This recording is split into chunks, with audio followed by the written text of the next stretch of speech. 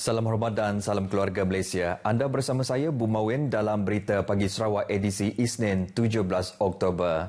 Sarawak berpotensi menjadi tempat pemasangan kenderaan seperti Toyota untuk membina kilang pemasangan berikutan usaha gigih negeri ini dalam industri pengeluaran hidrogen. Menyatakan perkara itu, Premier Sarawak Datuk Patinggi Tan Sri Abang Johari Tonopeng berkata ia merupakan antara input yang diperoleh sekembali dari lawatan kerja ke Jepun yang turut mengadakan pertemuan dengan Ketua Pegawai Eksekutif Toyota. Ujar Premier pembuat kereta dari Jepun itu telah menghasilkan kereta yang menggunakan hidrogen pada model Toyota Mirai. Ketua Pegawai Eksekutif Toyota semasa mesyuarat bersama turut menyatakan keinginan syarikat itu untuk berbincang lebih lanjut dengan Sarawak mengenai kuasa hidrogen. Ujar Premier lagi, meskipun terlalu awal untuk berkongsi perkara itu, beliau yakin dengan komunikasi berterusan dengan Jepun, ia tidak memustahilkan pembuat kenderaan itu memulakan operasinya di Sarawak. Datuk Patinggi Tan Sri Abang Johari berkata demikian semasa sesi Town Hall bersempena Lan Berambil Anak Sarawak yang diadakan di Pusat Perdagangan dan Pameran Antarabangsa Malaysia di Kuala Lumpur baru-baru ini. Ketua kaum atau ketua masyarakat sekali lagi diingatkan untuk melaporkan kepada wakil rakyat jika terdapat kelewatan dalam pelaksanaan projek transformasi luar bandar RTP dan projek kecil luar bandar MRP di kawasan masing-masing.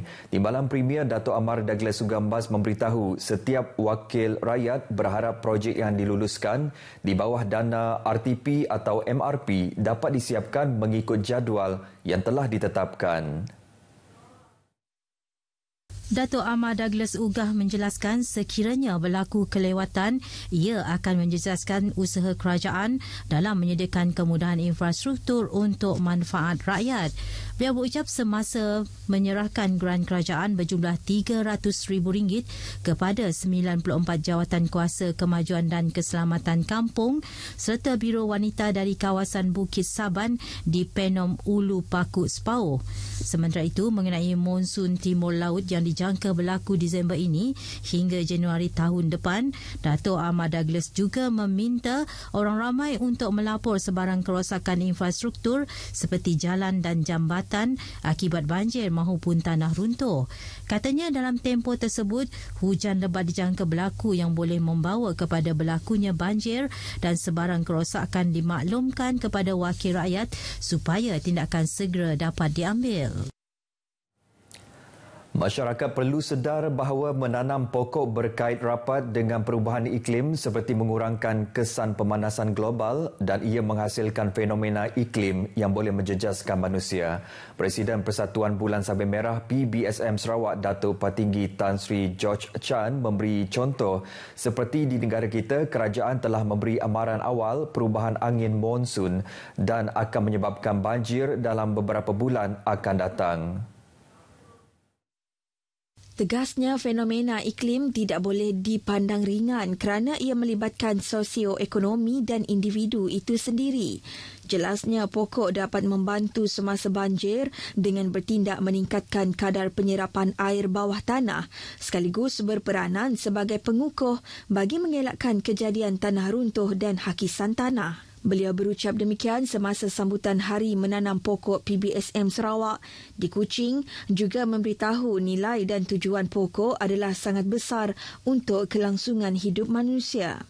Dengan menanam lebih banyak pokok, beliau menambah, ia akan menyumbang kepada usaha penghutanan semula global, memulihkan hutan yang hilang, membaiki ekosistem yang rosak dan mengurangkan perubahan iklim.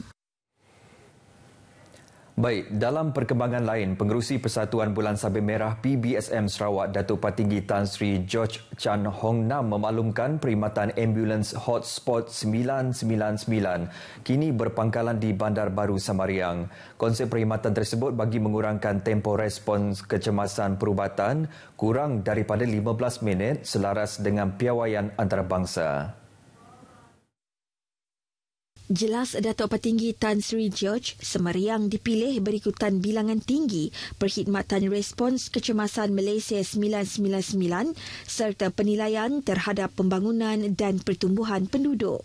Ujarnya perkhidmatan tersebut juga disertakan bersama paramedik yang telah dilatih di Jabatan Trauma Kecemasan Hospital Umum Sarawak selama 2 bulan. Beliau memberitahu demikian dalam majlis pelancaran perkhidmatan tersebut di Kuching.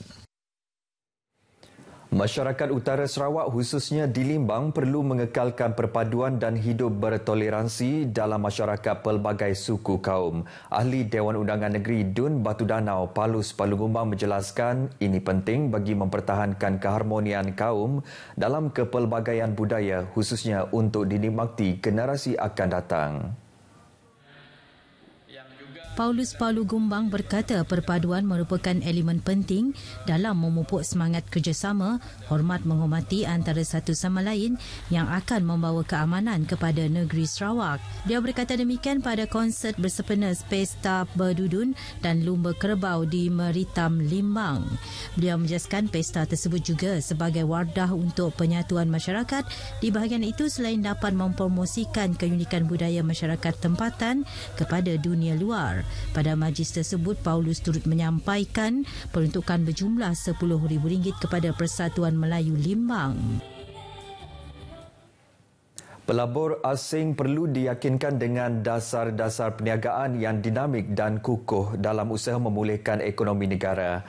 Bagi ahli perniagaan tempatan Eric Tezikok, semua itu akan tercapai dengan kestabilan politik dan kerajaan yang teguh dalam menggubal dasar-dasar mesra perniagaan.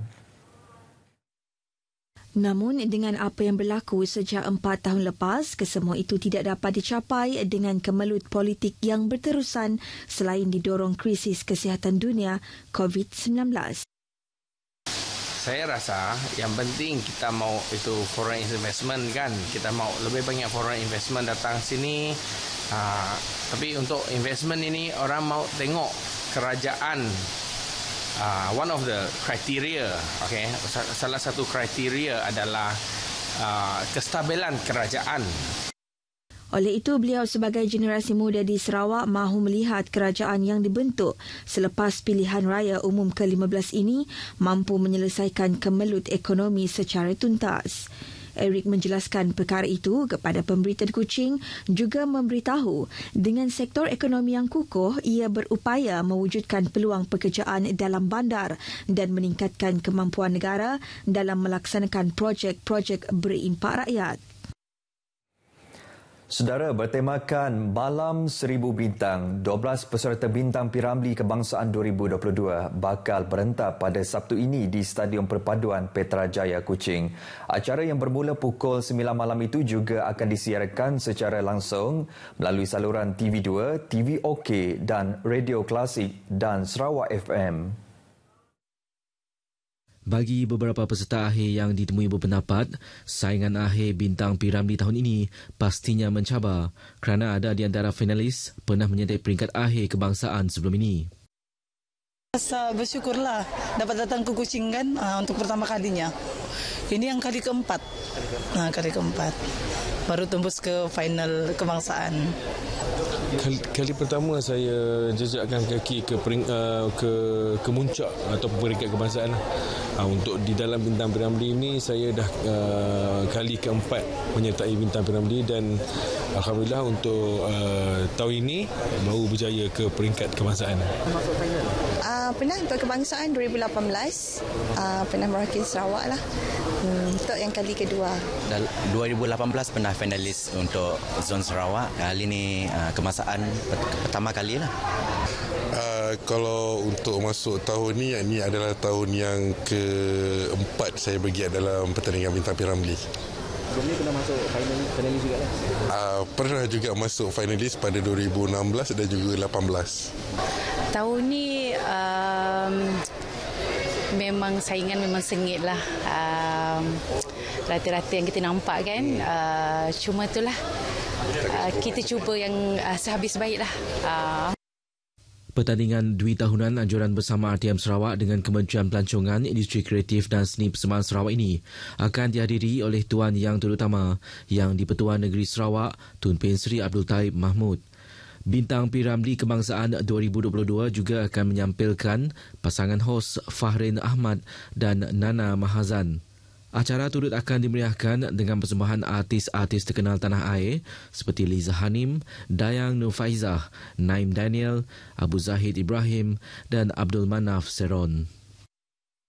Dua lelaki warga tempatan disyaki terlibat dengan aktiviti pengedaran dadah ditahan. Tahanan terhadap dua suspek berumur 42 dan 43 tahun itu semalam dilakukan kira-kira pukul 12.20 tengah malam di sebuah rumah terletak di kawasan King Park, Jalan Airport Miri. Ketua Polis Daerah Miri, ACP Alexen Nagacabu menerusi kenyataan media memaklumkan hasil serbuan menemukan 9 paket plastik Lucina disyaki dadah jenis syabu dengan berat keseluruhan ialah 172 gram. Turut dirampas peralatan yang disyaki digunakan untuk memproses dadah, antaranya alat penimbang dan bungkusan plastik Lucina. Kedua-dua suspek direman selama 7 hari bagi membantu siasatan. Kes disiasat di bawah Seksyen 39B Akta Dadah Berbahaya 1952. Lebih 1,700 peserta dari dalam dan luar negara berkampung di Hutan Baut sejak Sabtu lalu bagi menyertai sukan lasak antarabangsa Spartan Trail. Pengerusi Pusat Redeem Baut, Datuk Peter Nansian Ngusi berkata, sukan tersebut diyakini berupaya mempromosi Sarawak sebagai destinasi pelancongan lasak terkemuka.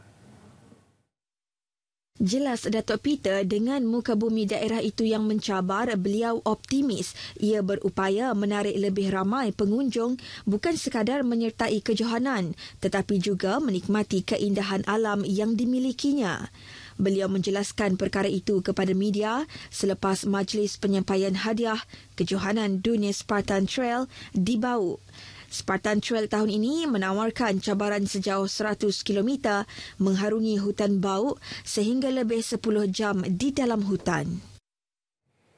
Baik, paparan itu tadi mengakhiri berita Pagi Sarawak edisi Isnin 17 Oktober. Baik, sebelum itu kami di RTM Sarawak mengalu-alukan keluarga Malaysia bersama-sama menyaksikan Bintang Piramli Kebangsaan 2022 Sabtu ini di Stadium Perpaduan Petra Jaya Kuching. Ia juga boleh disaksikan secara langsung melalui saluran TV2, TV OK, Radio Klasik dan Sarawak FM. Sehingga berjumpa lagi, salam keluarga Malaysia.